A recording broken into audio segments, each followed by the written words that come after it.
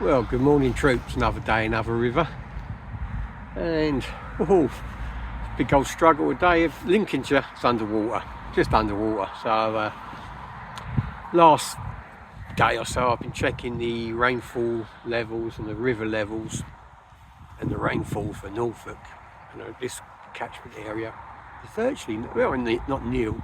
It shows you the difference.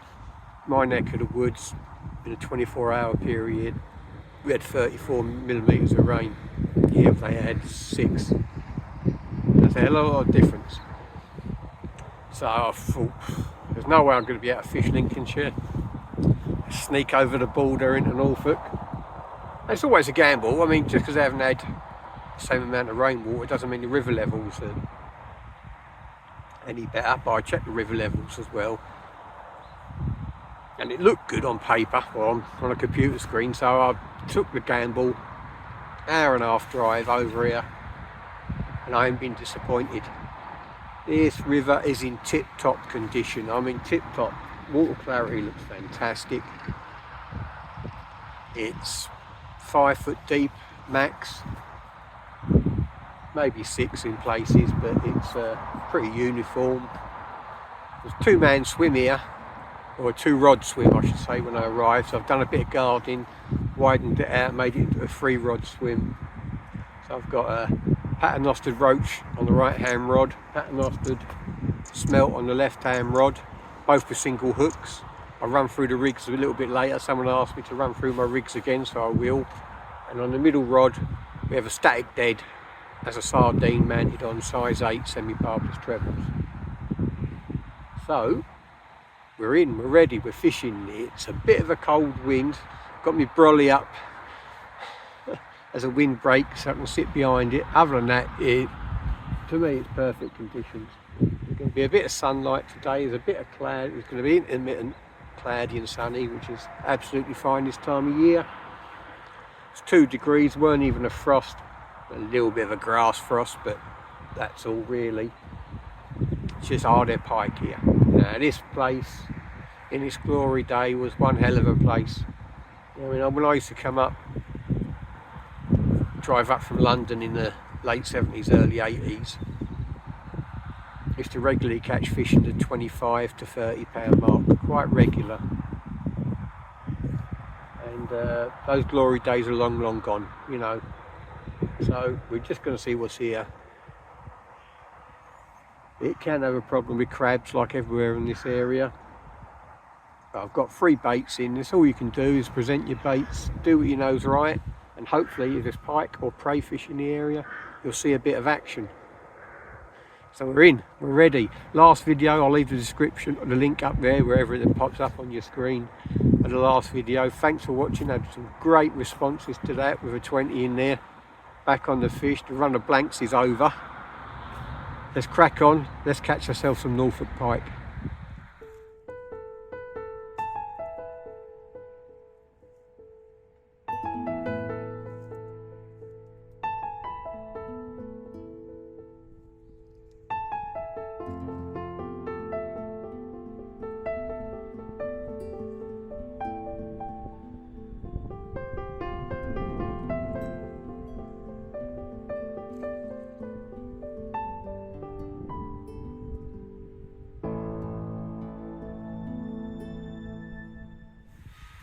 Well, the old 10 o'clock roundup says not much has happened really.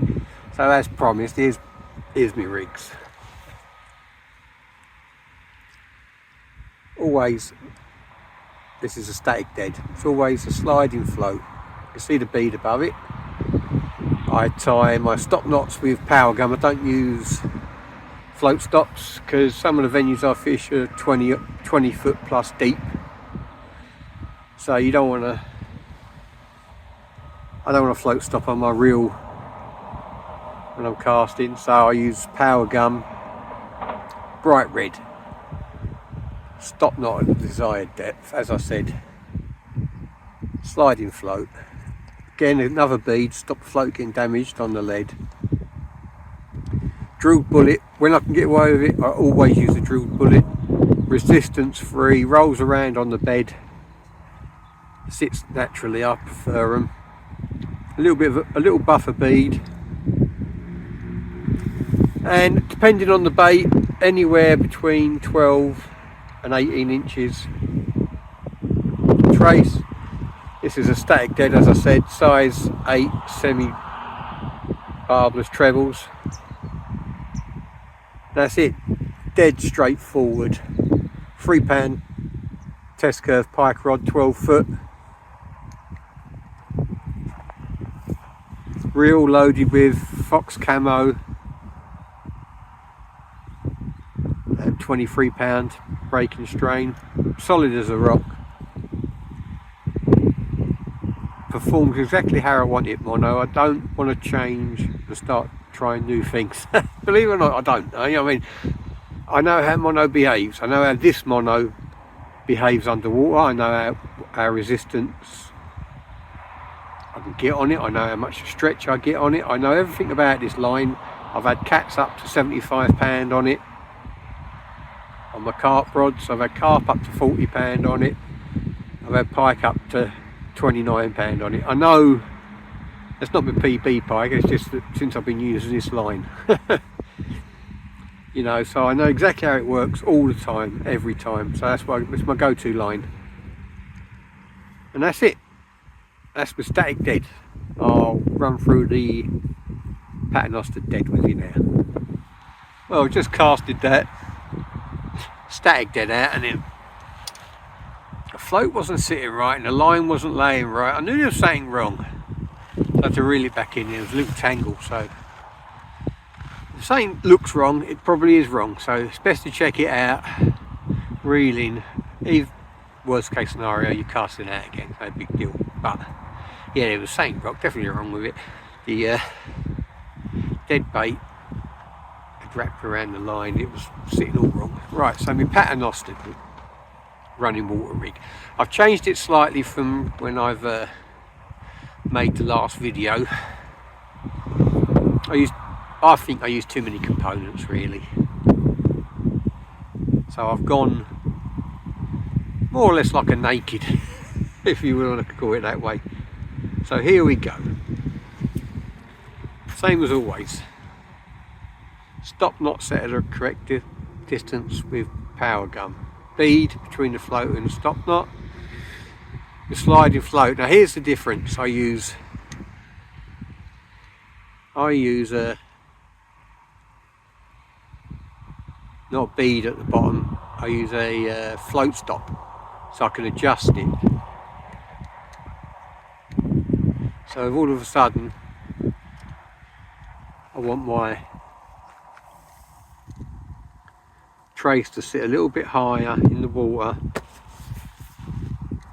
I just raise that stop knot. That way you've got if it's a buoyant bait and it flows quite hard, it'll pull that up higher off the deck. Also, that's a double benefit of just lower it again.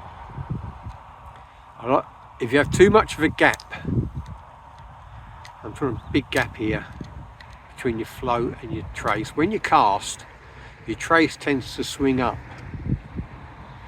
If it's dead tight, it will tangle. If it's too loose, it tangles. So that's why I tend to have that rather than. Then I have a bead down to my weak link. That's £8, sometimes even £6 mono with my leather choice on it. Again, my trace is a single circle hook. I show you, there's a video out how I mount them circle hooks. And what I do, good rule of thumb is your trace should be half the length of your drop, really. You know, any longer than that, and all of a sudden, you know, your bait's actually on the deck rather than off it. But that's, you know, it doesn't matter, because what your paternoster is doing is that running water paternoster is that the current of that water will naturally lift that bait off the deck anyway. So it just aids avoiding any, twofold, it avoids any debris on the deck, especially early in the season, so that bait is lowering slowly. And secondly, when you've got a nice tone of water on a river, or even when the drains are running off, that bait will lift up and it'll be off the deck. So it's a weak link from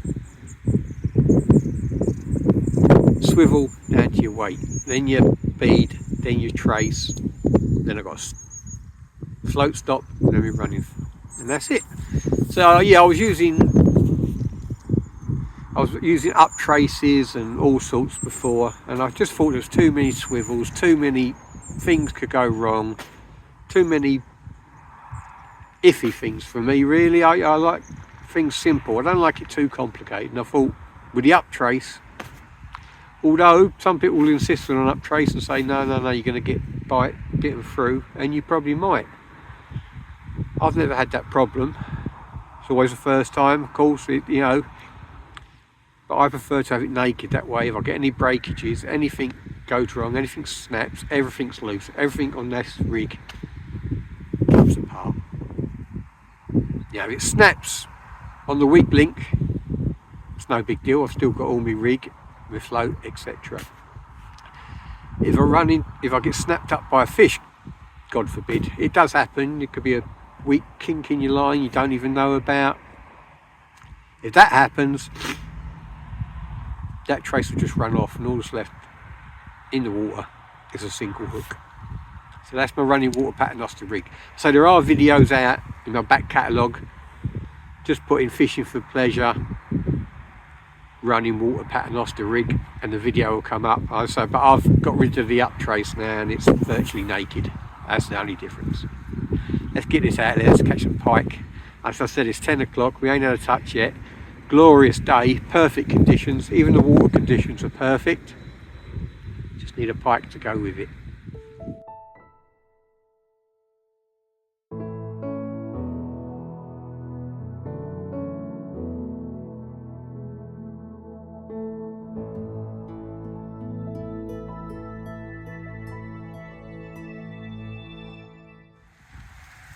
Well, troops, I hope you can hear me all right. Wind's blowing right at me. Freezing cold. 2 hours of daylight left. It just started to rain on me as well. Have we had anything? No. Not even a beat in anger. Rotating the baits, rotating the rigs, rotating everything. Nothing. It's been hard graft so far today. I had the pleasure of a subscriber's company earlier on. Darren, he was fishing further up. He had no joy. We had a young lad coming through with a lure rod. He had no joy. So I'm stuck here on my own. Freezing cold January day. 2 hours left of daylight.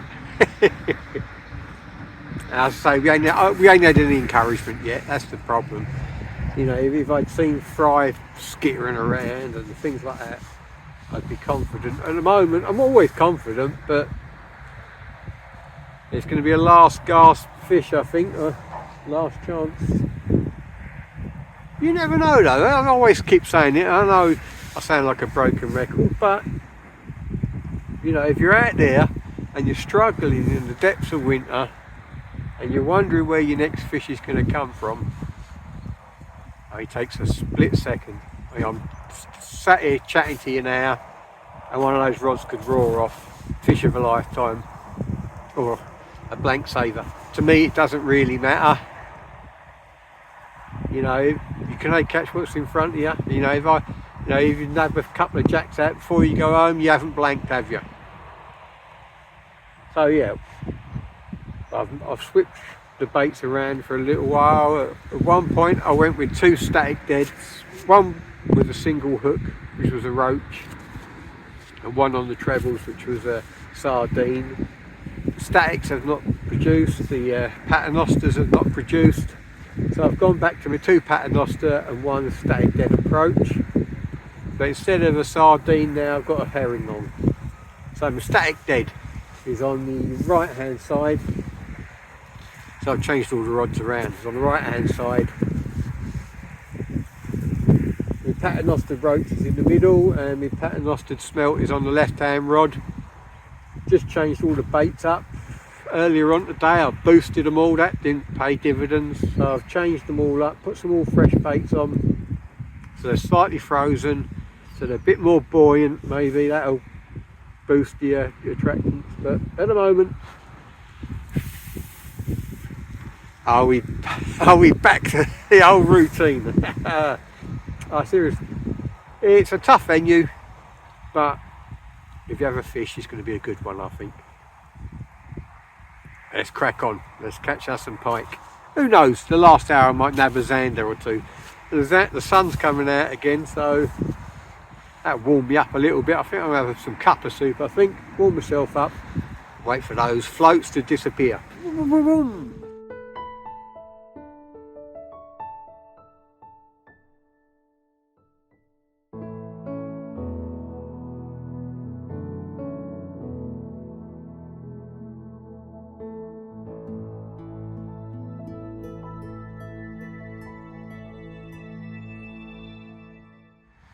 Oh well, the sun is setting, troops. We're quickly running out of time. First session of the year. We've done well to find somewhere fishable. Yeah, I mean, Lincolnshire was a write-off. Home territory, completely flooded. So I had no choice. I had to go out somewhere different. Thought I'd try this particular place. Not disappointed that I did though, because it's a cracking little water. Might not be an abundance of fish, but I reckon it still holds some whackers, so I don't mind sitting here waiting for a big fish. It's one of those you think, well, have I missed my chance? It's almost dark at the end of the old but you never can tell. I'm going to fish up right up to it gets dark, because there are zander in here as well. So,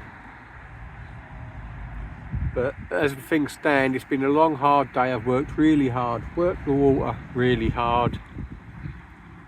We've had no joy. No one along here that came, there was only 3 of us, had any joy at all today. There's been no encouragement, there's been no signs of life. So personally, the water is very, very cold, really is cold, the water. So I think it's a case of the pike hold up, hugging the bottom, not much energy. If you're lucky enough to plonk that bait close to it, pick its interest, you know what I mean? Ooh, what was that? You might be all right, but other than that, I don't think the pike are going to be out actively hunting food down. It's too cold, water temperature wise. So it ain't over yet though. I mean, they haven't gone on a feeding spell at all, obviously, today, but this last half hour, 45 minutes, they might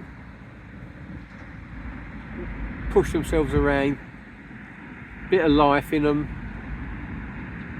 go on a feed just before dark, look for a close by meal, hopefully one of my baits.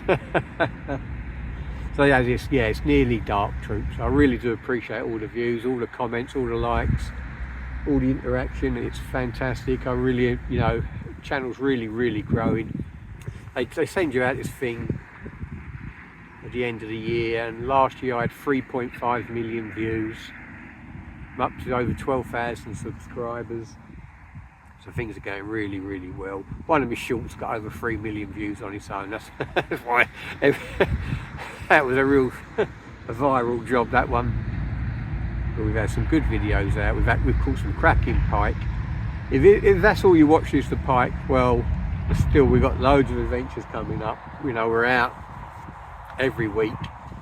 Got a little trip up to Scotland on one of the locks. Hopefully bag ourselves a big Scottish 20. And if you're watching the pike videos, why don't you stick around for the rest of the season? I don't stop fishing. You know, once the river season's over and done with, I move on to lakes of, you know, carps, hench, crucians, roach, rudd, anything that swims me all year round. So, you know, if you're missing your old fishing, get tuned in. Well, I may not have caught anything yet today, but oh, what a sunset, eh? Unbelievable.